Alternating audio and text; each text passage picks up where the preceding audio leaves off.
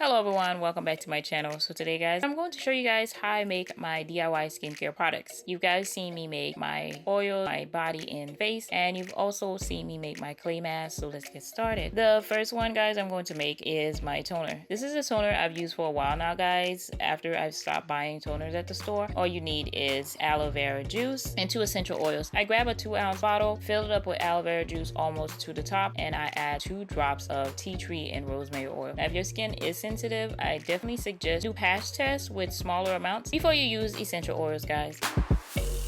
The next one is my coffee scrub. Now I have an old coffee scrub that I have on my channel that I make, but this is the one that I use now on my skin. This is how I make it guys, with just coffee, fine sea salt, and olive oil. Now for the coffee guys, don't necessarily have a particular brand that I use. I've always used this coffee. Use the brand that you like guys.